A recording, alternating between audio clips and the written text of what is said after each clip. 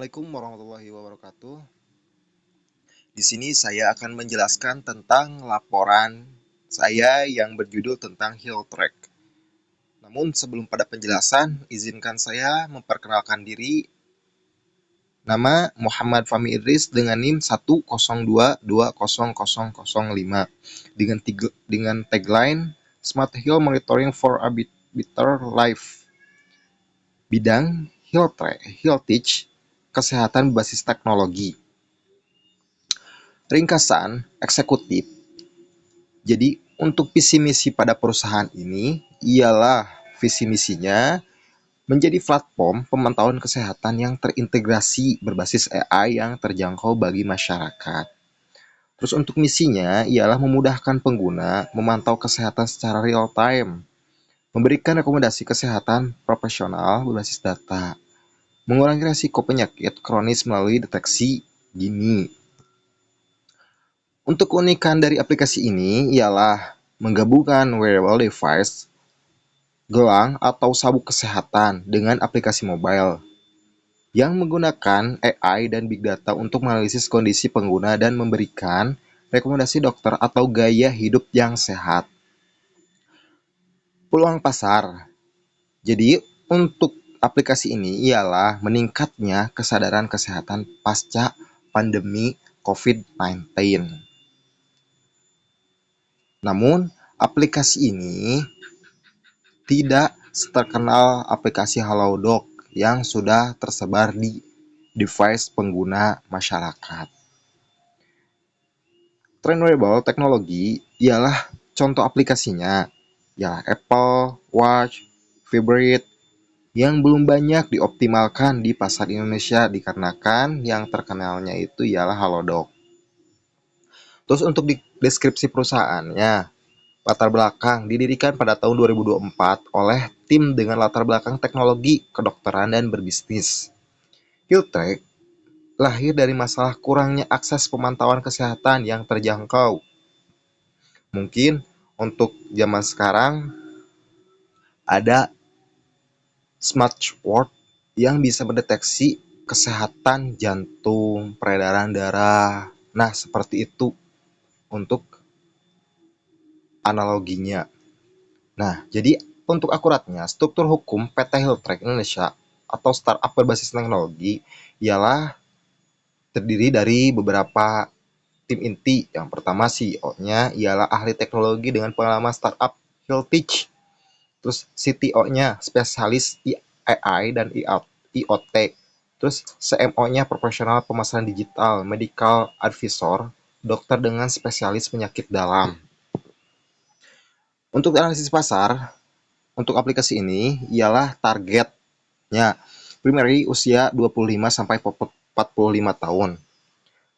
Dikhususkan untuk pekerja urban yang peduli dengan kesehatan. Sekunderinya, lansia dengan risiko penyakit kronis, diabetes, hipertensi, dan lain-lain. Untuk kompetitor, Fitbit, Apple Watch, harga tinggi kurang fokus pada analisis lokal. Sebab kebanyakan orang Indonesia itu pinginnya yang gratis. Jadi untuk lokal sangat susah untuk diperjualbelikan. Terus aplikasi kesehatan umum seperti Sehat, Halodoc, tidak memiliki wearable device. Keunggulan kompetitif dari aplikasi ini ialah harga lebih terjangkau, ialah 1,5 juta sampai 3 juta per device. Kolaborasi dengan rumah sakit untuk rekomendasi dokter terpercaya. Terus untuk produk atau layanannya, fitur utama dari aplikasi ini ialah wearable device memantau detak jantung, kadar gula darah, aktivitas fisik. Terus aplikasi mobilenya ialah analis data kesehatan plus notifikasi resiko. Terus konsultasi virtual dengan dokter mitra.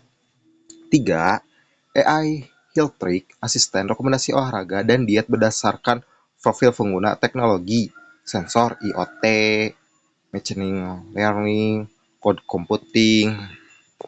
Terus untuk strategi pemasarannya ialah branding, kampanye, grow your body, life healthier melalui Instagram, TikTok, YouTube, Facebook, dan lain-lain. partnership dengan gym dan klinik. Digital marketing ialah SEO untuk kata kunci, alat pantau kesehatan, Google Ads, dan influencer kesehatan. Mode penjualan ialah B2C, dijual via e-commerce, Tokopedia, Shopee, dan lain-lain. B2B, kerjasama dengan perusahaan untuk kesehatan karyawan.